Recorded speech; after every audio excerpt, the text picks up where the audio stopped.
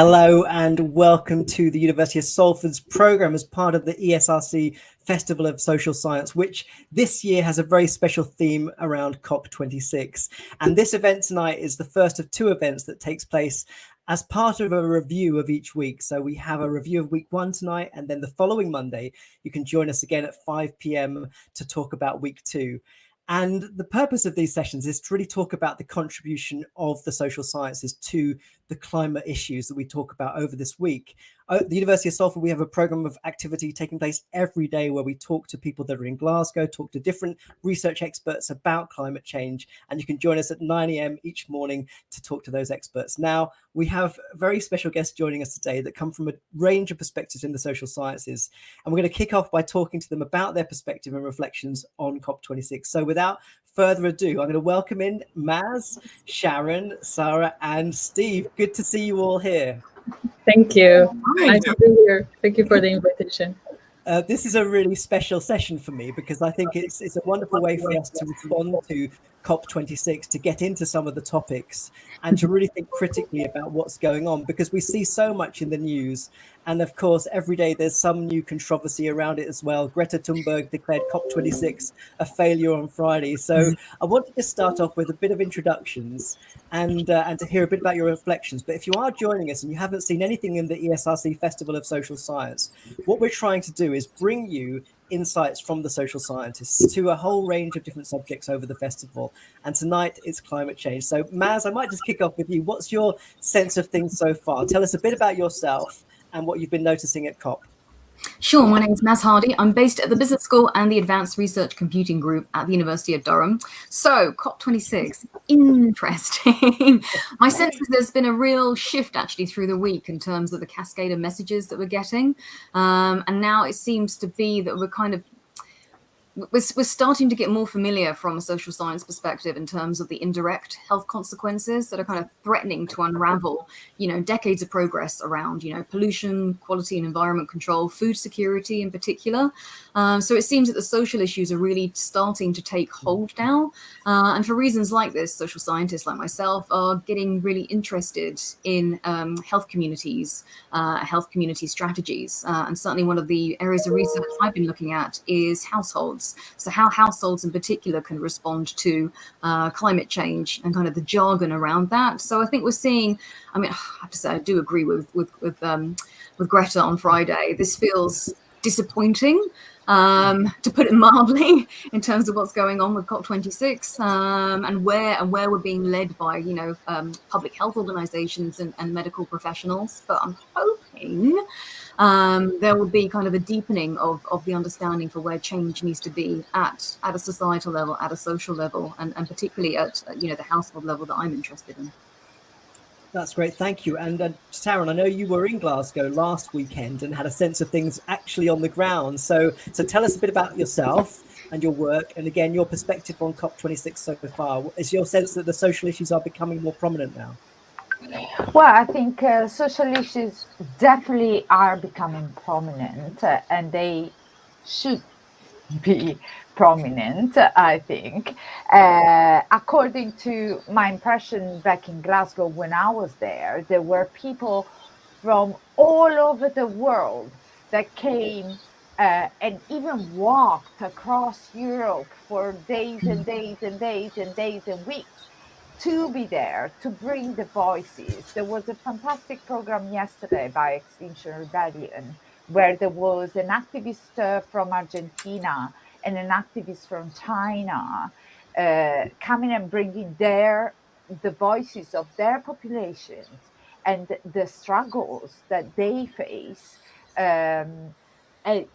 to COP. Well, of course, Extinction Rebellion, not in the main doors, and that's one of my impressions that I got, is that a lot of what is discussed at COP excludes and silences the voices of minoritized groups that don't have a seat at the table and that could actually not only be represented, but actually teach us we could learn from them, and we're losing an enormous opportunity to learn there. I think that certainly today in the news, there's been a lot of talk about the populations who are actually at COP and those that are missing. And it's clear there are a lot of people missing, and a lot of representatives from industries that are missing too. And so I think thinking about how COP may need to be reimagined in order to bring about major changes is certainly something that's come out of a lot of the discussions I've seen. So how does your research, Sharon, sort of touch on this area? Where do you sort of see your entry into it? Well, I've been interested in media coverage of climate change for decades, I'm afraid.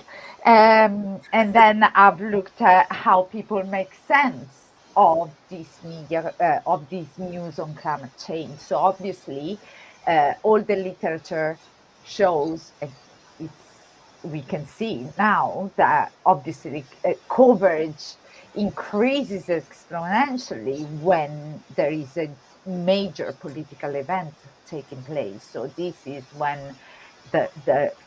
we are going to see a lot of studies looking at how do media talk about climate change, how are we talking about this emergency, and how are we making sense of it as readers as well, readers or consumers. I don't particularly like that word, but you know what I mean. And obviously, I've also done research on how to promote environmental behavior.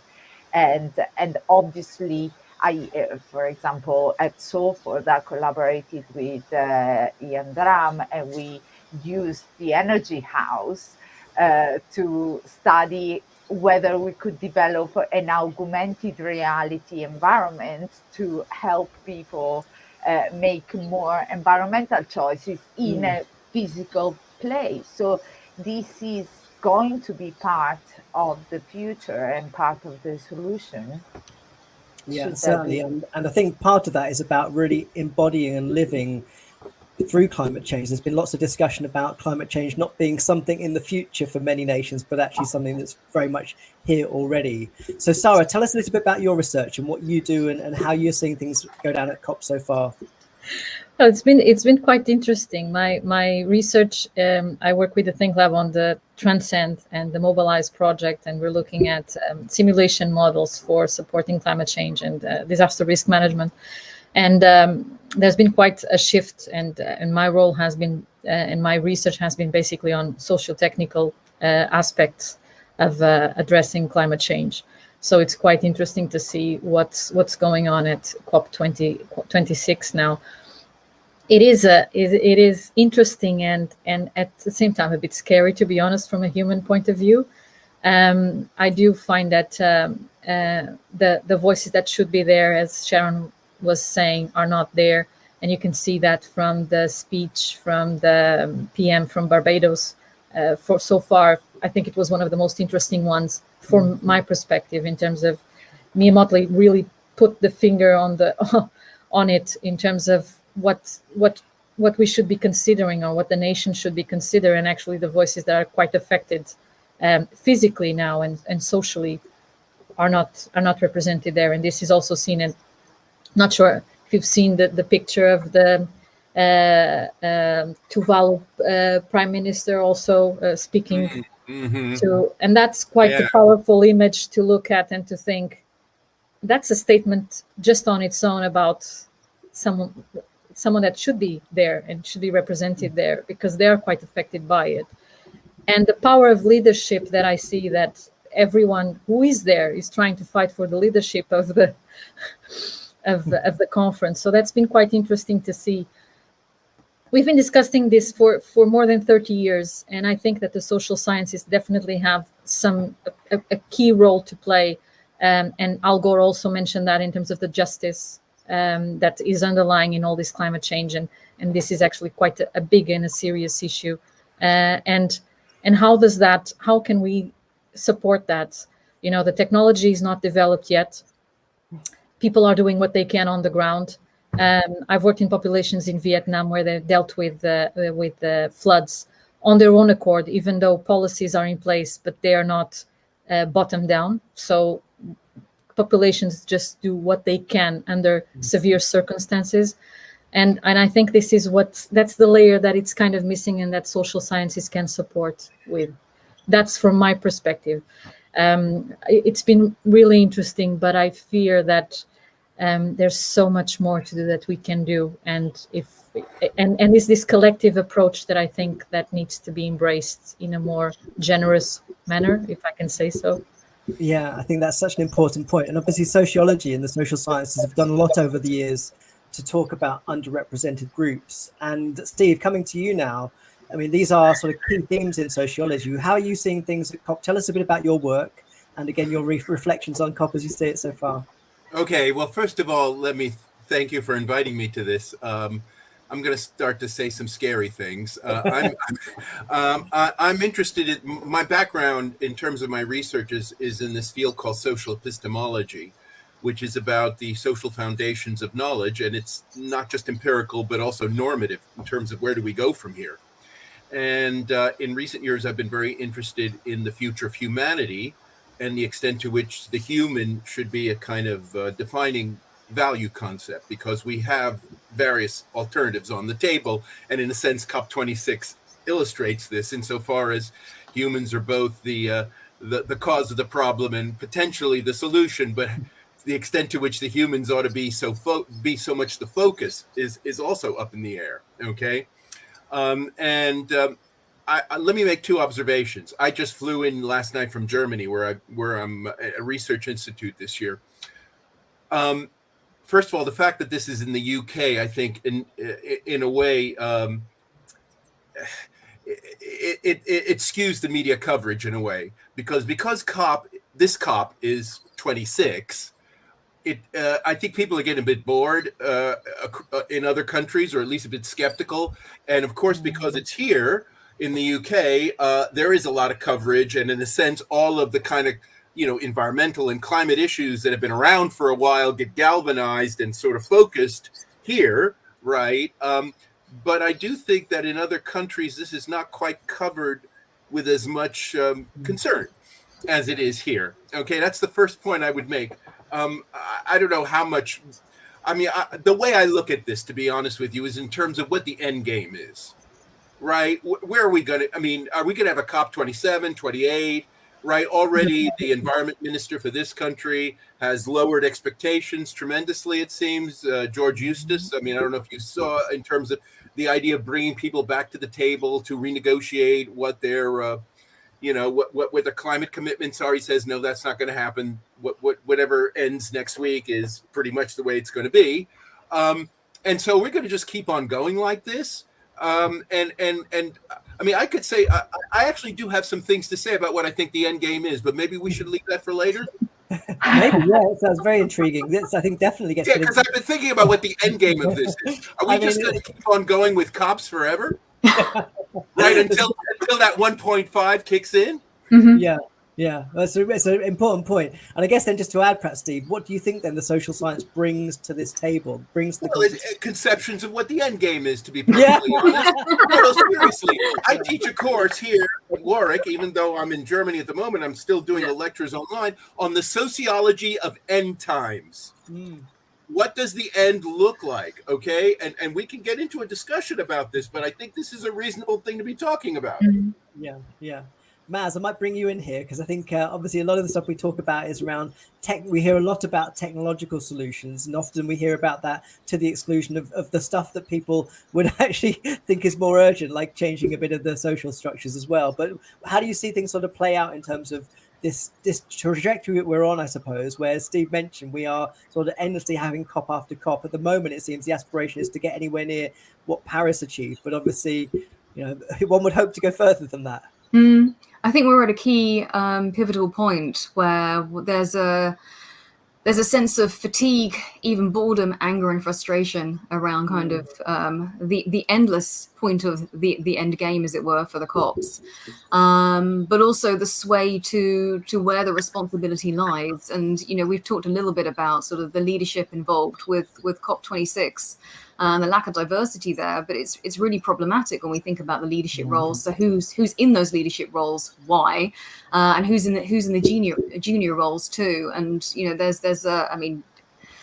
there are many issues with that, but one obvious one is, the lack of diversity even at the level of gender, for crying out loud, and the impact on women in particular, women and children, is, in terms of natural disasters and climate breakdown, is 14 times more than men in terms of how they will be impacted by those kinds of decision makings and what happens in the future. So I think, oh gosh, lots of things going on in terms of where the personal responsibility lies. Our kind of, up to now, our blind faith in sort of technology to sort of help us along and to save us. And perhaps we need a new way of looking at what those solutions might be and how we bring those forth, because those technological changes, those technological revolutions either need to hurry up, but also need to happen in such a way that they don't create new climate issues. So then we are forever in the loop of Steve's forever COPs.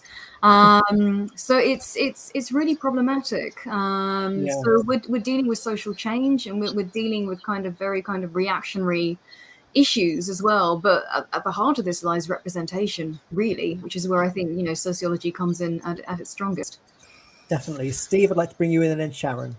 Okay. It's interesting about what Matt said about the technology stuff. I think actually part of also what we need to do, and this is where sociology can also be helpful, is in terms of revising our understanding of science. Okay. So Greta Thunberg did this piece, this column in The Guardian over the last couple of days. Some of you may have seen, right? And it was very powerful with regard to the presentation of the climate change data. In a sense, all the symptoms that something needs to be done. But one of the things that she also said in the column, which I thought was completely wrong, was science doesn't lie, right? And there's a sense in which too much of the moral force here in this discussion rides on science, right? As if science were God, as if science was going to save us, and all we need to do is to pay attention to the science and everything else will follow from that. And it seems to me that unless we can get over that problem, okay, because I do think it's a problem, it's a misunderstanding of science. Science does not function this way. And I would have thought that as a result of the COVID pandemic, people would have learned this. Yes. Right, where you basically had scientists in all these different countries, all of them very respectable, right, and working from the data. And because of the political situation, the cultural situation of the various countries in which COVID was manifesting itself, different policies were made, right? And it wasn't that the science was lying, or anything like that. It's only that the science can only tell you so much, right? At the end of the day, it's an issue about values. And a lot of the conflicts and disputes that we're seeing, right, between the richer and poorer countries and all the rest of it, right, are in a way the usual political economic problems, right? They're in a sense, climate change just becomes an opportunity to rehearse and to reformulate a lot of the inequalities of the world that have already been existing, and and in fact end up making the poor parts of the world more vulnerable basically to anything that happens, regardless of what causes it. Okay. And so the problem is that because so much of the rhetoric that comes from the environmental movement is science-based, right? It hides behind science because they have no real political front. They have no real political kind of vision in a way. So science becomes the proxy. And that's a big mistake. It seems to me that's a really big mistake. And it's a fundamental failure of the environmental movement to have, it seems to me, because it ends up, let's put it this way, it just doesn't work. And sociology can tell you that. Sharon, I want to bring you in here, but just before we do that, I was reminded of at the start of the week, you may have seen that on YouTube, there's been lots of live sessions from COP as well, to the point of actually disorientation. It's really hard to find the good stuff. And I remember seeing one of the streams that was preceding a discussion about sort of changing industries. And the entire thing looked like basically advertisements for these new companies that are coming along to save the day. And I think that's one of the problems we have, is that this sort of replacement of existing industry with new companies feels like a lot of what COP is about, positioning emerging new technology companies or new energy companies into a new zone. But Sharon, over to you. Oh, thank you so much. Yeah, and I agree completely with you. I think there is a fundamental difference between science and technocracy. So I think what Greta was trying to say, and I tend to agree with, is that if the vast majority of scientists agree that we're facing a problem, and that problem is humongous, and we need to do something about it quickly, otherwise we are in big trouble. We need to listen, and they're not lying. That there is a big difference between science and belief. I don't like to use the word believing, because I did a paper in which I showed that that's a way to undermine climate change. So I don't want to use that word, but I don't have enough vocabulary. But it's like being persuaded by the fact that science, there is a consensus in science that tells us we are destroying our planet. We are killing not only ourselves, but also other creatures that have no possibility to answer or to do anything about it. That's different fundamentally from technocracy. That is, therefore scientists should be in charge. They should make all the decisions. We should, as a society, abandon every responsibility and give this responsibility to scientists. That's a completely different pair of hands as far as I'm concerned. And I think is only when you understand that science is a language, or that's the way I see it. To me, science is a language to describe reality, and there are different languages to describe reality, and the truth comes from a combination of the different languages, and learning to speak and learn from each other, speak to each other and learn from each other. I think that's the only way forward. And I was recently at the International Council of Psychology in online, a conference online, and funny enough, they were talking about the importance of climate justice, number one, and I was on a panel on that, but also importantly, they were talking about the importance of decolonizing our curricula. That means decolonizing our way to understand reality and our way to make sense of our subjects, whatever subject we are in social science. And I think, again, that doesn't undermine necessarily the veridicity of what you do in science. It does delimit its, establish its boundaries. Definitely. And certainly over this period, the COP26 Universities Network, of which we are a part, I think most universities in the UK are part of this network now, but a lot of discussions have taken place around how we reframe curriculum through the lens of climate change. But Sarah, I want to bring you into it, and then I think it's Maz and then Steve.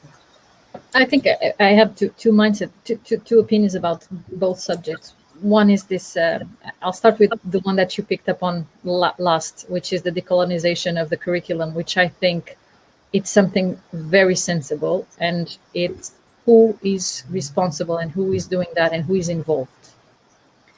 Because if you have the same people that wrote the initial curriculum to try and decolonize it, that won't work. I can tell you straight away. It's like a mathematical equation for failure. So that is a very sensible issue that we've been discussing for quite some time. And this attached to climate change actually has a big impact, and needs to be, if it's going to be done, it needs to be proper consideration, not as a ticking box exercise. That would be my take on it. And so far, the ticking box exercise is what I've been seeing. Yeah. The second part is this idea of the technology in society. And I think I like the word transformation. And we've seen that even to ask people to wear a mask to save lives was during COVID was actually not fulfilled. So if we need people, and we need all of us together on this climate issue, we need a transformative process in some way so that we address the inequalities that this brings and has brought. This is not something that it's coming up. This is happening already quite heavily. And especially in third world countries, which are fighting, and women and children are actually the most affected by this, which is awful. And it will perpetuate itself through first world countries. That's not going to stop there. So I think that this hasn't been approached in COP26, at least not to the extent that we like these transformative processes in terms of looking at climate change. And the decolonization of the curriculum will come under that umbrella. How exactly, I'm not sure. But I have my doubts, but I also have my hopes, which I think we all do when we look at this thing. But this will be my take on this first initial thoughts about this idea of all for technology, but technology people-centered, with people to develop it. So thank you. Yeah, tricky. Matt, over to you as well, but tell us what your perspective is. Yeah, I wanted to jump in on where Sharon was kind of being self-reflexive about the language that she was using, and she's right. Language does matter. So when you were both talking earlier, Andy, you mentioned, sort of it felt like I suppose a monologue of adverts in some of the COP sessions, and Sharon, you were reflecting on, well, I don't like to call them consumers, but ultimately we're dealing with consumers here. And that's kind of the point that we're at now. COP26 seems to become a big commercial vehicle, for want of a better word.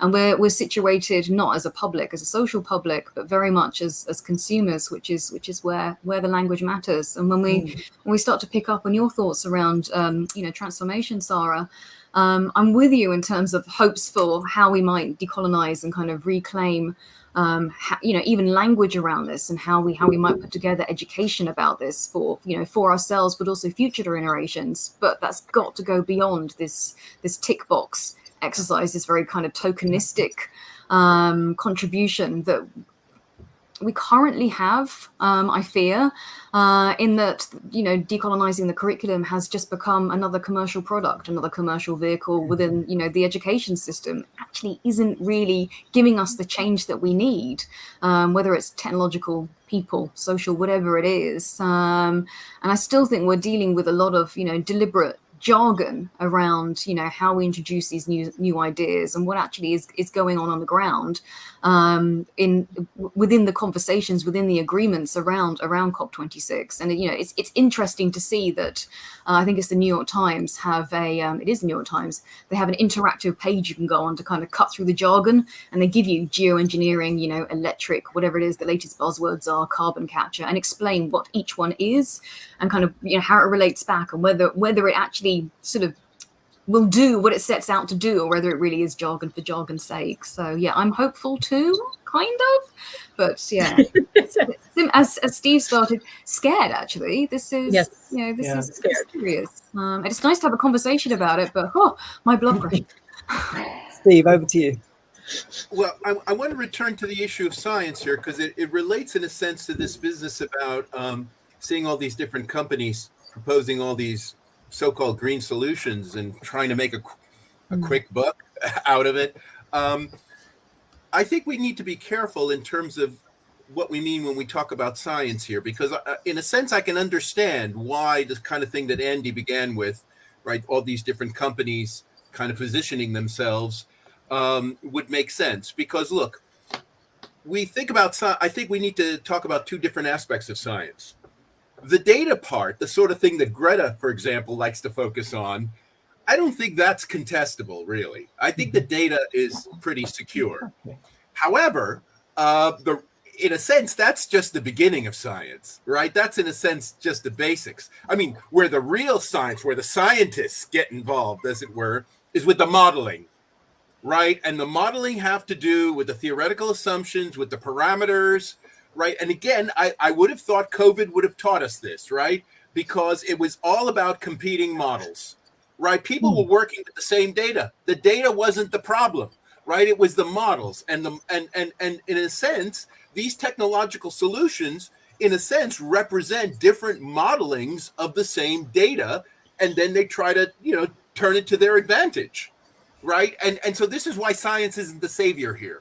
Science, in a way, is the playing field, right? Science is the playing field, right? And the data provide, as it were, the sort of the boundary conditions, you might say, that you have to play around with. And then how you project the future is up to you and who you can persuade to do it. And that's where all that technology stuff comes in, right? I mean, and so it seems to me this is the way to look at the situation, right? And that's why, people who prefer certain kinds of radical technology solutions like geoengineering versus ones who prefer more conservative ones, they're looking at the same data, but they're modeling things differently. And then, they're coming out with a kind of proposal. And I think this is, at the end of the day, going to be an issue about values, right? And about politics, right? And about power. And in a sense, science is just a playing field, right? And that's what makes it kind of, interesting. And it makes it kind of people, it makes it in a way easy for people to position themselves because the data points are kind of clear, right? But it isn't going to be solved by science. This is the point. Well, certainly over the last few months here in the UK, we've seen a lot of discussions in the context of COVID where many of the leading scientists have said it's not enough to say we're being led by the science. Understand the complex territory that the science occupies is crucial. Sharon, over to you. Yeah, thank you. I find it quite interesting the parallel between saying the science is the data. Well, I respectfully disagree. The science is not the data. The science Tell Greta is the process. Tell Greta that. This is the point. Tell Greta that because she thinks the science is the data. Steve, please But don't she's interrupt. 12. No, sorry. No, but that's the point. No, I'd say my piece and then you can put Sorry, your okay, name I on just the want to, list. I'm sorry, but I do think that's important here. No, I don't care. To be honest, I care. I'm saying my point first. Go on, Sharon, you go for it. For me, the thing is, the models are used also in science to show that there is a trend, there is an increasing trend in temperature. We are the anthropogenic role or nature of climate change has been shown for decades with modeling. So I find it problematic to attribute to modeling the problem. Modeling is one way, and I agree, there can be different models. You can, I do regressions for breakfast. So yes, of course, you put different predictors, you get different models. However, again, the technocracy is a different thing. The fact that different companies are trying to demonstrate that their solution is particularly effective is a different thing from the science that Greta is talking about. Greta is talking about the science that demonstrates that there is an objective problem when it comes to climate. The climate is changing and it's due to human activity. And that's grounded on models, not only data. So, thank you, Sharon. Sarah, I know you want to come in here as well.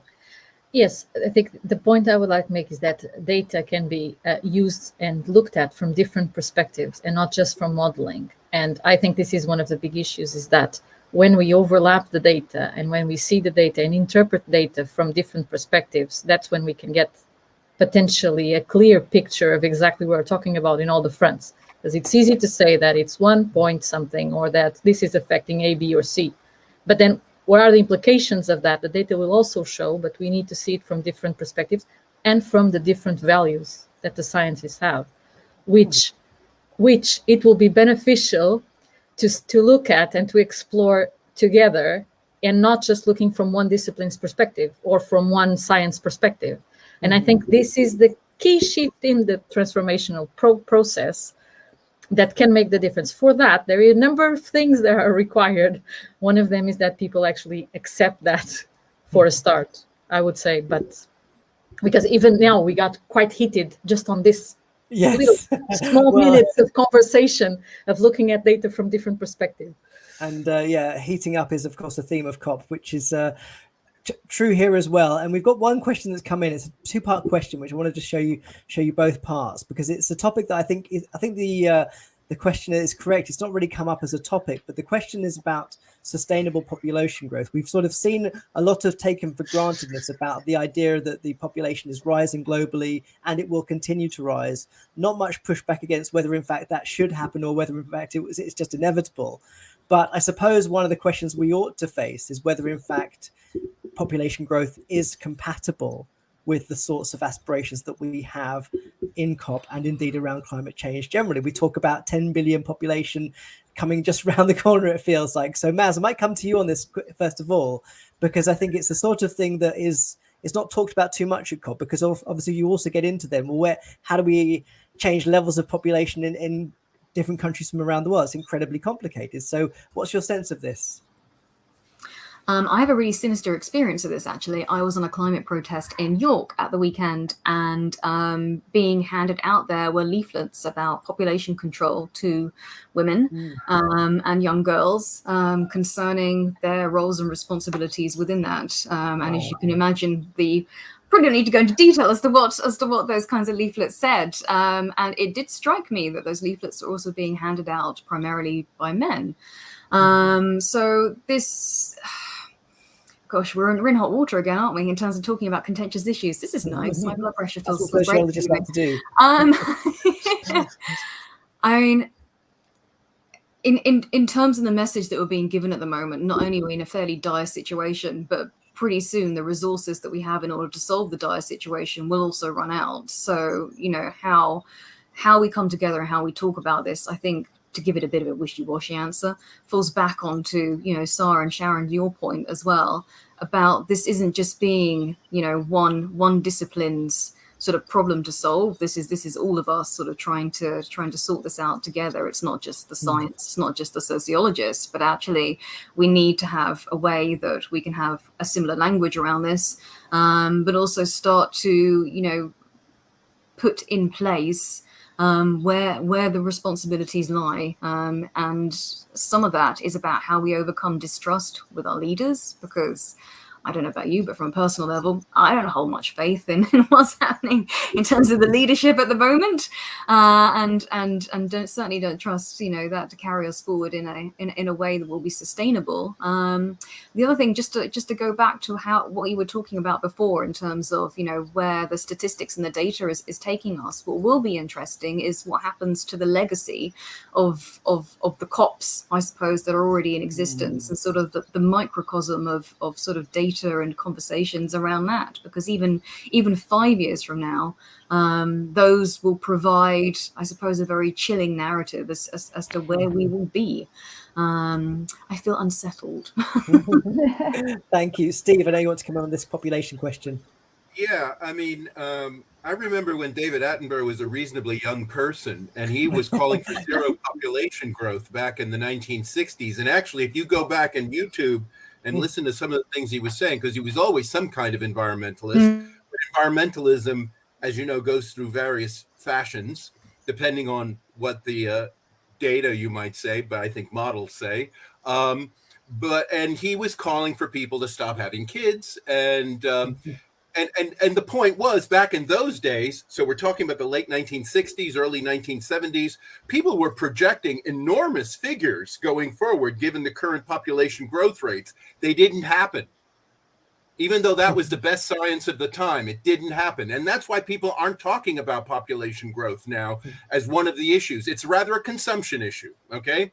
It's a consumption issue, and that, and so it goes back on the capitalist table again. But But I think it is worth pointing out, given what we have been saying about data and science, if we go back 50 years ago and listen to some of those guys like David Attenborough, who's still alive, right? They were saying totally different things about what the future would look like, and they were saying cut population.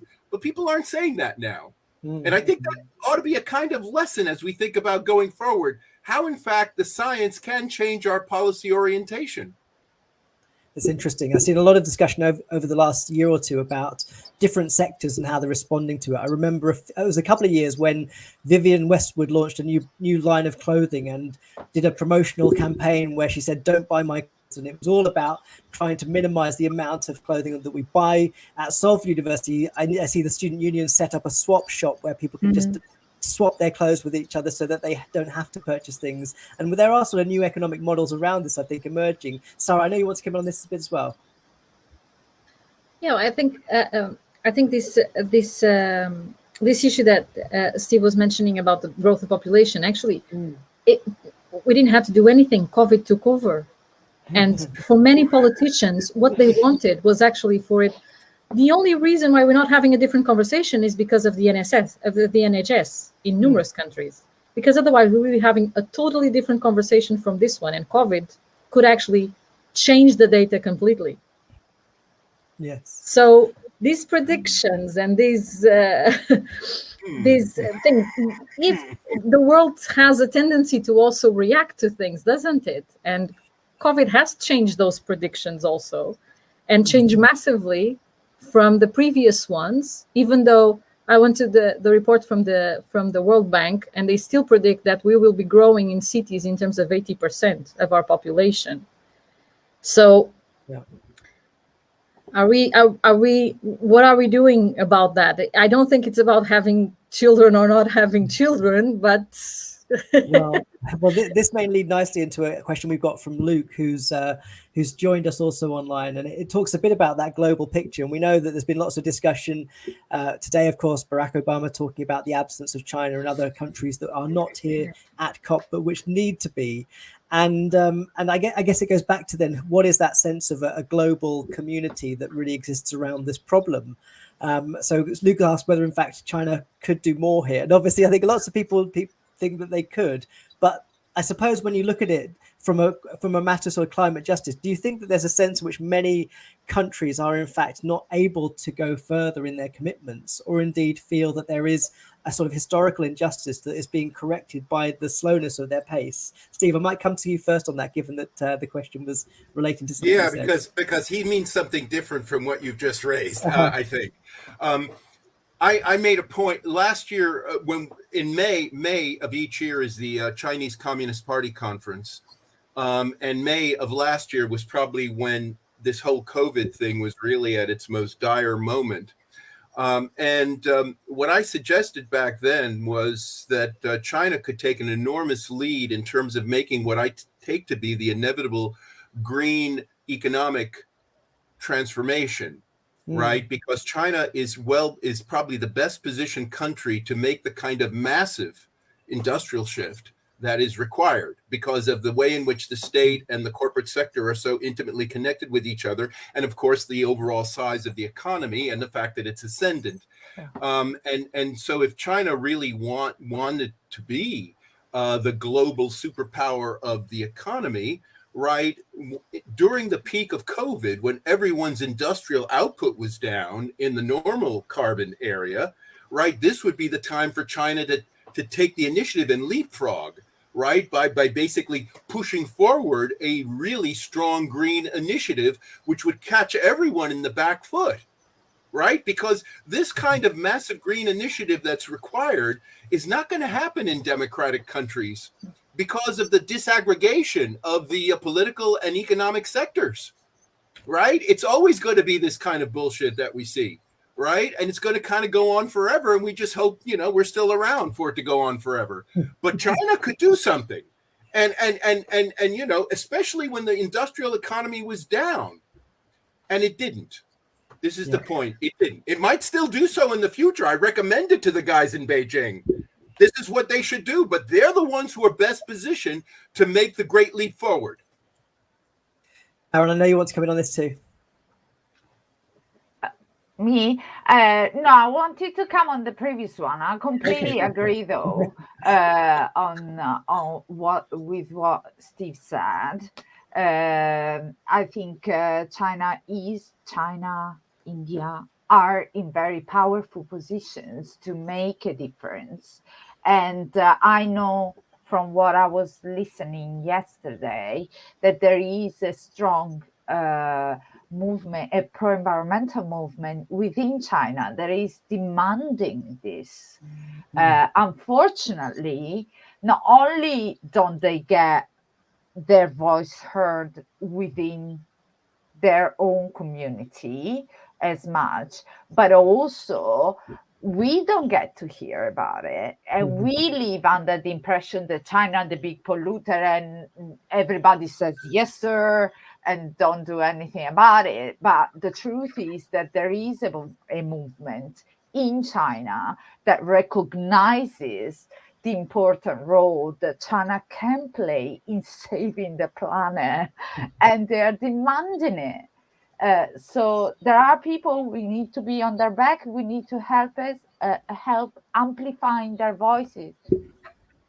Yeah, definitely. And yeah, speaking of amplifying voices, I think one of the things I feel listening to lots of the presentations at COP, especially obviously in the science sort of sections, is that there are lots of scientists who bring a lot of social science into their work without necessarily acknowledging it. People that do a great number of studies where there are social scientific methodologies in place.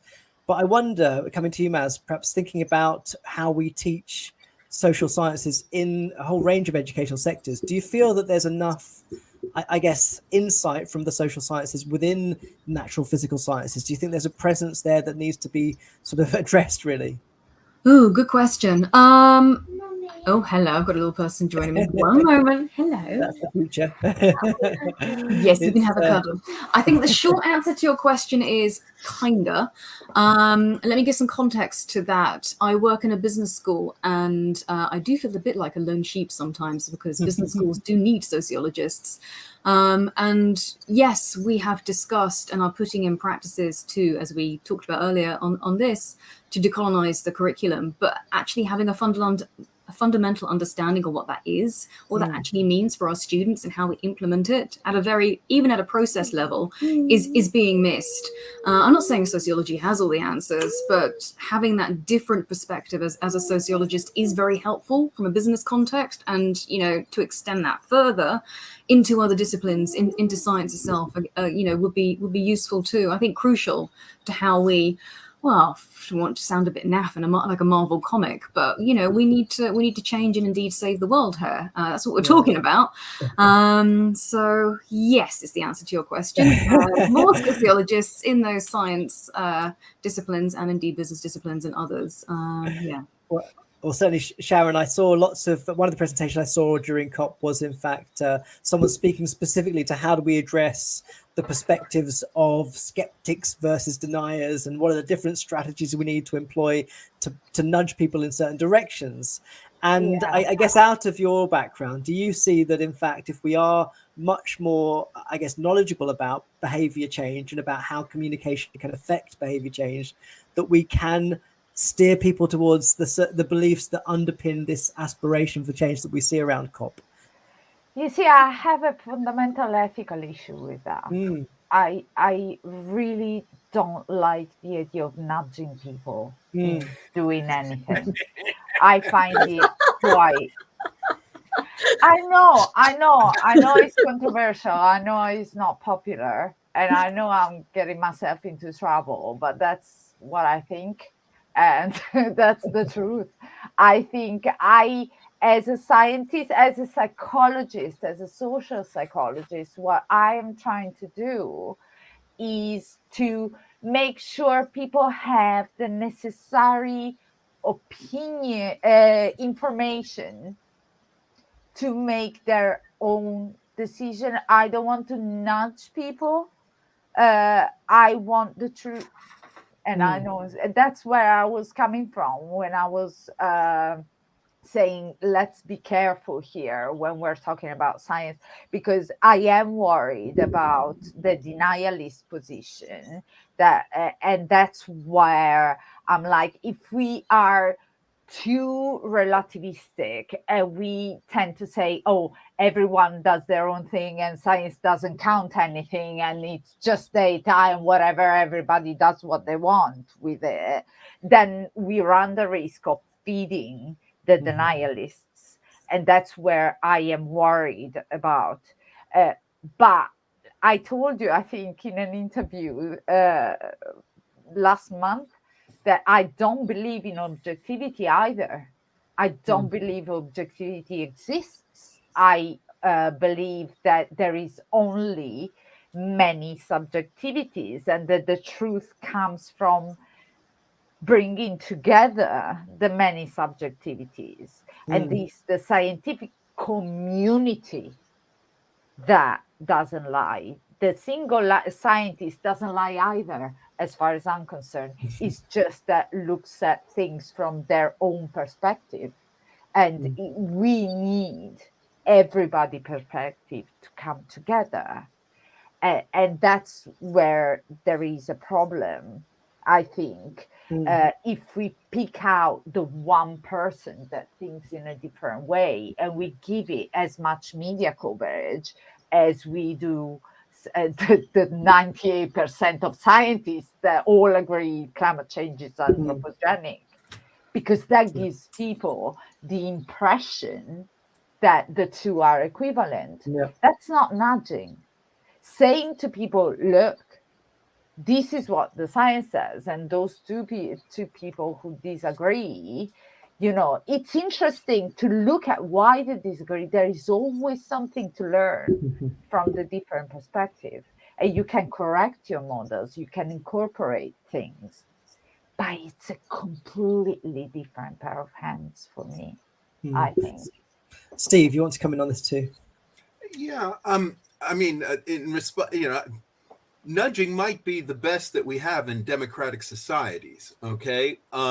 Because if we believe that this climate change crisis is indeed a crisis, we've actually been doing kind of what you want, namely different countries bringing their different perspectives, trying to talk to each other endlessly, and it gets nowhere, okay? I think we can all agree on that too as a data point. And so if you don't go for the nudging route, which would involve incentives and, you know, and all this other kind of stuff, playing to people's interests and all that, then what you've got left is compulsion, right? That you force people to do stuff. And this is where China comes in, right? Because in a sense, China, in a way, because it is this kind of coercive society with a lot of power, does have a lot of leverage potentially in a situation that otherwise is completely rudderless. Right? It isn't going anywhere. I think we're all granting this. So I do think, you know, insofar as we really do believe this is a crisis, and time's running out, I mean, you know, what's available? It's either nudging or compulsion. I mean, I think partly being able to understand where nudging is already happening and affecting people's behavior, whether or not it's the scientists doing it, is one component here. Because if you are on Facebook and you read certain news, then those are the news that are going to come to you even more than others. And I think that aspect of being nudged a certain way without even perceiving it is a big part of that media culture that we live in here at the moment. Sharon, I'll come back to you quickly. Yeah, I think there are other alternatives. It's not only either nudging or compulsion. You can create an environment in which, for example, you tell the truth. I know that's a rare thing that we don't like to do, but, you know, we might start from there and trust that people have a brain. And when they are faced with certain situations, they are capable of making the right decisions. And we've seen it in COVID. We've seen it. People, okay, the governments did what they did and what they wanted to do. People did what they believed was healthy and safe for them. And we've seen it. Yes, there is people who have got together, helped each other, created communities, supported their neighbors, their dear ones, etc., etc. And and that's as real as it is, the few people who did not wear masks and didn't believe in vaccination. I mean, we get a lot of media coverage of those cases, but statistically, they're not a majority; they are a minority. Yeah. We unfortunately are running rapidly out of time, and it's no surprise that we end up in a conversation about how social change actually occurs in a conversation about social science and climate change. But I wanted to give both Maz and Sarah a chance to just have a final word as well. So Sarah, over to you first.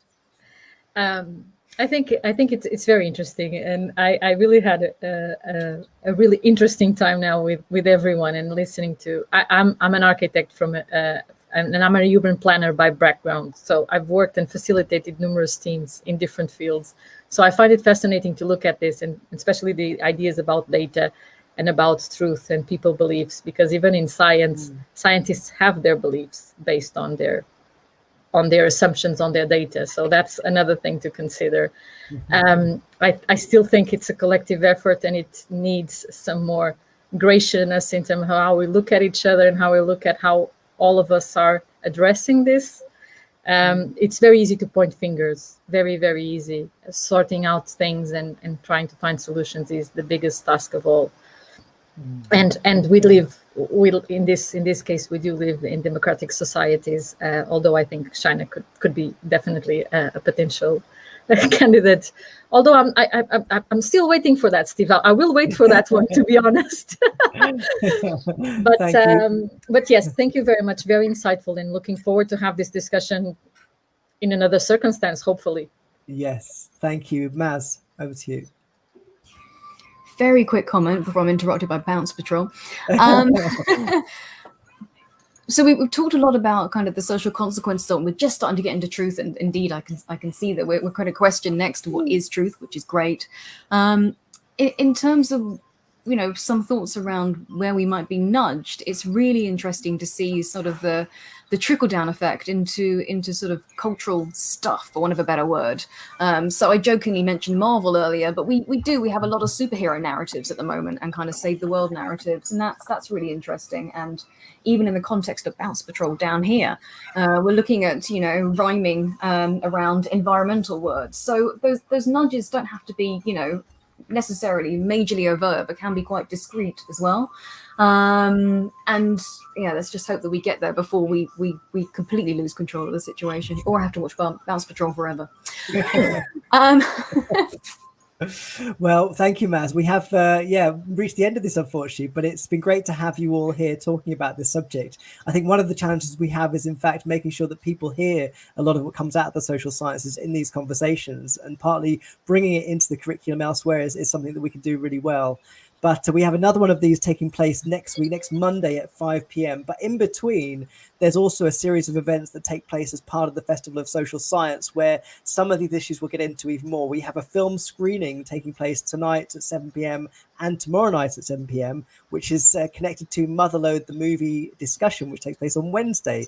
So if you want to see a vision for an alternative local transportation system, then this film is for you. So please do join us for some of those sessions going forwards, and thanks very much for your participation. Thank you. It only remains for me to say thank you to Steve, Sarah, Maz and Sharon for this incredibly lively conversation, and indeed I think a great statement of what the social sciences can bring. So thanks so much, and thank you all for joining. Thank you. Bye. Thank you very much. Thank Very you. nice.